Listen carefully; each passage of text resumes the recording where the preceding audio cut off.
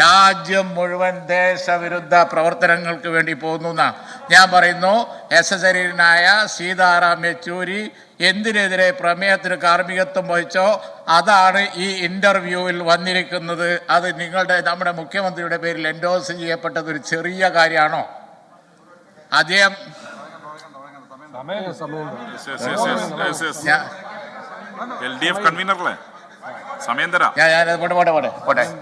അങ്ങ് സംസാരിക്കുന്നത് ഹിന്ദുവിൽ വന്നിട്ടുള്ള ഒരു ലേഖനത്തിൽ ഒരു അഭിമുഖത്തിൽ വന്ന ഒരു പരാമർശമാണ്. ഹിന്ദു പത്രം തന്നെ അതിൽ ഖേദം പ്രകടിപ്പിക്കുകയും ബഹുമാനപ്പെട്ട മുഖ്യമന്ത്രി പറഞ്ഞ കാര്യങ്ങളുടെ പുറത്ത് ചില കാര്യങ്ങൾ ആഡ് ചെയ്തു എന്നുള്ളത് അവർ തന്നെ ഖേദം പ്രകടിപ്പിച്ച് പറഞ്ഞു. അപ്പൊ അതൊരു നിലപാടായിട്ട് അങ്ങനെ നിഷേധിക്കപ്പെട്ട ഒരു പ്രശ്നം ഇങ്ങനെ വ്യാഖ്യാനിക്കുന്നത് ശരിയാണോ?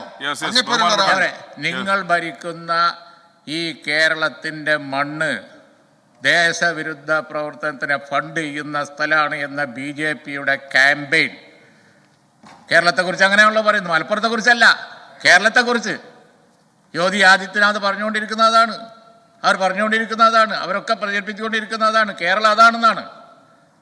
അങ്ങനെയുള്ള ഒരു വിഷയം മുഖ്യമന്ത്രിയുടെ പേരിൽ വന്നവരെ നിങ്ങൾ എന്തുകൊണ്ട് ശിക്ഷിക്കുന്നില്ല? അവരെ നിങ്ങൾക്ക് എന്തുകൊണ്ട് നടപടിയെടുക്കുന്നില്ല? ഇതിന്റെ ഫാർ റീച്ചിങ് ഇഫക്റ്റ് ചെറുതാണെന്ന് നിങ്ങൾ കരുതുന്നുണ്ടോ?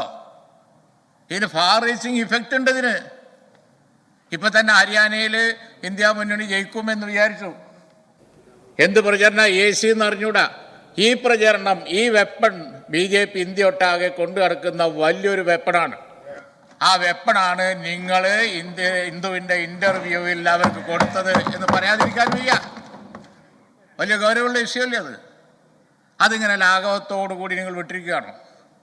കേരളത്തിൻ്റെ മണ്ണ് സ്വർണം കൊണ്ടുവന്ന് കള്ളപ്പണം ഉണ്ടാക്കി ആ കള്ളപ്പണം ദേശവിരുദ്ധ പ്രവർത്തനങ്ങൾക്ക് വേണ്ടി കൊടുക്കുന്നു. ഇതാണ് പറഞ്ഞിരിക്കുന്നത്. ഇത് നമ്മൾ അന്തരീക്ഷത്തിൽ കിടക്കുന്നത് നല്ലതാണോ? അതിനെക്കുറിച്ച് നിങ്ങളൊരു തീരുമാനം എടുക്കണം. അതിനെക്കുറിച്ചുള്ള ക്ലാരിറ്റി വരുത്തണം. മുഖ്യമന്ത്രി അറിയാതെ പറഞ്ഞതാണെങ്കിൽ വലിയൊരു പ്ലാനിങ് അതിൻ്റെ പിന്നിലുണ്ടായിട്ടുണ്ട്. ഇലക്ഷൻ നടന്നുകൊണ്ടിരിക്കുന്ന സമയത്ത് ഈ ഏജൻസിയുടെ പിന്നിൽ എന്തോ നടന്നിട്ടുണ്ട്. അതാണ് ഇംഗ്ലീഷ്, അതവർ ഉപയോഗിച്ചിരിക്കുകയാണ്. ഞാനത് മുഖ്യമന്ത്രി അറിഞ്ഞുകൊണ്ട് ഇങ്ങനെ കൊടുത്തു എന്നല്ലല്ലോ പറയുന്നത്. എങ്കിൽ അതിൻ്റെ പിന്നിൽ നടന്നിരിക്കുന്ന വിഷയം എന്താണ്? BJP അത് വൻതോതിൽ ഉപയോഗിക്കുന്നു. ഇന്ത്യ മുന്നണിയിൽ ഇപ്പോൾ അടുത്ത കാലത്ത് വന്ന ബുൾഡോസിങ്ങിനെ പറ്റിയും ആൾക്കൂട്ട കൊലയെ പറ്റിയും പല സ്ഥലത്തും മണിപ്പൂരിലും അതുപോലെ തന്നെ ബാക്കിയുള്ള സ്ഥലത്തും ഒക്കെ നടക്കുന്ന കൃത്യങ്ങളെ പറ്റി പറഞ്ഞ ആ പ്രമേയത്തിനെതിരാണ്. രണ്ടാമത്തെ ഒരു വിഷയം കൂടി പറയാതിരിക്കാൻ പറ്റില്ല. 2 മിനിറ്റ് കൂടി. അതായത് കരിപ്പൂരിൽ സ്വർണം വരുന്നു. അതിനൊരു മതപരമായ അടിസ്ഥാനം കൊടുത്തത് ശരിയാണോ? ഇന്നലെ ഗോവിന്ദ മാഷ് അത് ഒരു വിധത്തിൽ നിഷേധിച്ചു. നിങ്ങളനുകൂലിക്കുന്ന മതസംഘടനകളില്ലേ? നിങ്ങൾക്ക് വോട്ട് ചെയ്യുന്ന ആ മതത്തിൽപ്പെട്ടവരില്ലേ? ഇതിനെന്തിനാ ഒരു മതപരമായ അടിസ്ഥാനം കൊടുത്തത്? അതിനൊരു മതപരമായ അടിസ്ഥാനത്തിൽ ആ ചർച്ച ഞാൻ പറഞ്ഞതാ. മലപ്പുറം എന്നുള്ളത് ഇപ്പോൾ ടേം ചെയ്ത് ചർച്ച ചെയ്യാം. മലപ്പുറം ഇവിടെ ചർച്ചയായ പല ഘട്ടങ്ങളുണ്ട്. പക്ഷേ ഇപ്പോ മലപ്പുറത്തെക്കുറിച്ച് ഈ ചർച്ച നിങ്ങൾ കൊണ്ടുവന്നാണ്. അത് മോശമായി. പിന്നെ ഞാൻ പറയാം പിന്നെ ഈ അടുത്ത കാലത്ത് അവിടെ ഒരു SP ഉണ്ടായി. ഞങ്ങൾ ഈ നിയമസഭയിൽ ആ വിഷയത്തിന് മുമ്പ് പറഞ്ഞില്ലേ? രാഷ്ട്രീയമായിട്ടല്ലല്ലോ പറഞ്ഞത്.